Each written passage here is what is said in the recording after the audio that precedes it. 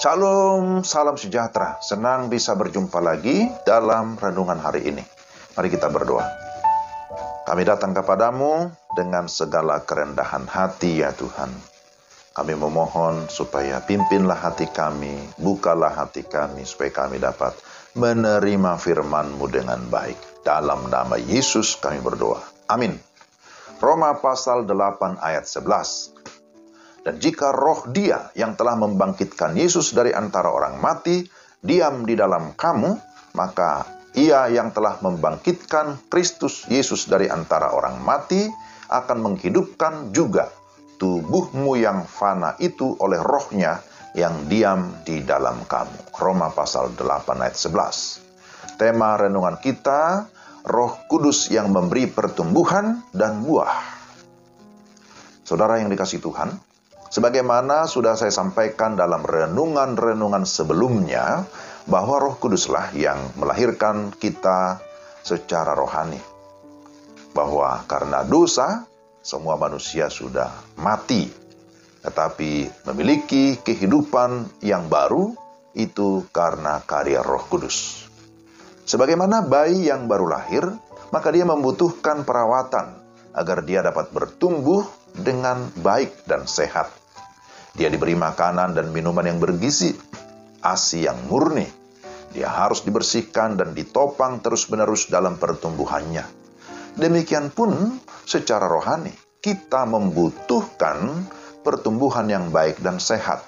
Karena itu kita membutuhkan makanan rohani secara terus-menerus. Apa itu makanan rohani? Itulah firman Tuhan yang berotoritas, yang berkuasa untuk memberikan kita pertumbuhan secara rohani.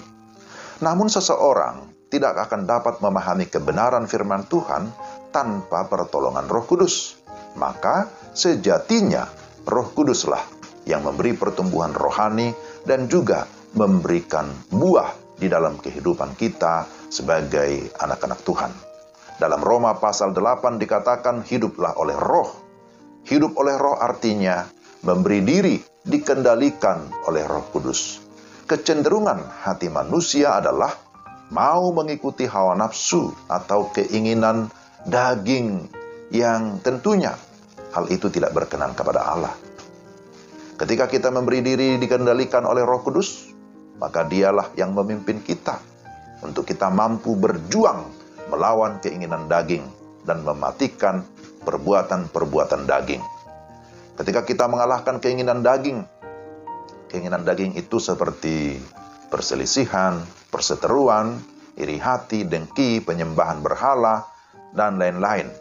Maka ketika kita bisa mengalahkan semua itu, yang keluar dari hidup kita adalah buah roh.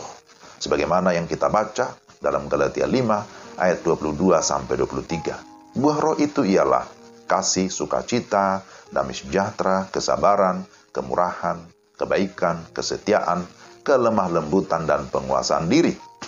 Buah roh ini bukanlah buah yang bisa kita pilih-pilih semau kita. Buah roh adalah buah karakter yang diharapkan Allah muncul di kehidupan anak-anaknya yang telah dipenuhi oleh Roh Kudus.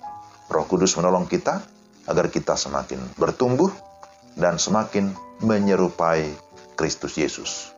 Maka kalau demikian, seperti apa yang dikatakan oleh Rasul Paulus, hidupku bukannya aku lagi, tetapi Kristus yang hidup di dalam aku. Galatia 2 ayat yang ke-20. Inilah sesungguhnya yang Tuhan mau, bahwa ketika kita semakin bertumbuh, kemudian kita berbuah, karena itu itulah yang Tuhan mau di dalam kehidupan kita. Kita dapat belajar dari kehidupan para rasul Tuhan Yesus, bagaimana kehidupan mereka diubahkan sehingga menghasilkan buah. Simon Petrus yang berwatak keras dan seringkali berpikir tidak panjang, diubah dan dibentuk oleh Roh Kudus menjadi pribadi yang matang, yang tenang, yang tangguh, dan mampu bersikap bijaksana. Paulus yang sebelumnya dikenal sebagai Saulus yang kejam, penganiaya jemaat, setelah ia bertobat dan dipimpin oleh Roh Kudus, berubah menjadi seorang bapa gereja yang penuh kasih dan mengayomi banyak jemaat Tuhan. Demikian juga kita sekalian, Dahulu juga kita tidak berguna karena dosa. Dulu kita hidup di dalam kegelapan. Kita adalah orang-orang yang tidak layak. Akan tetapi, Roh Kudus mengubahkan kita menjadi baru dan memberikan kita pertumbuhan sampai akhirnya kita bisa menghasilkan buah, memiliki karakter yang benar, dan juga kita menjadi saksi yang benar serta menjadi berkat dimanapun kita berada. Jadi ingatlah, saudara-saudara, Roh Kuduslah yang memberikan kita pertumbuhan dan buah, supaya dengan demikian kehidupan kita bisa berguna bagi banyak orang, dan terutama memuliakan nama Allah. Amin. Mari kita berdoa. Tuhan, terima kasih untuk renungan hari ini. Kami rindu supaya kehidupan kami senantiasa bertumbuh dan berbuah, dan melalui semuanya itu Tuhan dimuliakan. Pakai kami menjadi berkat dimanapun kami berada. Di dalam nama Tuhan Yesus kami berdoa. Amin. Demikianlah renungan kita hari ini. Tuhan memberkati saudara sekalian. Salam.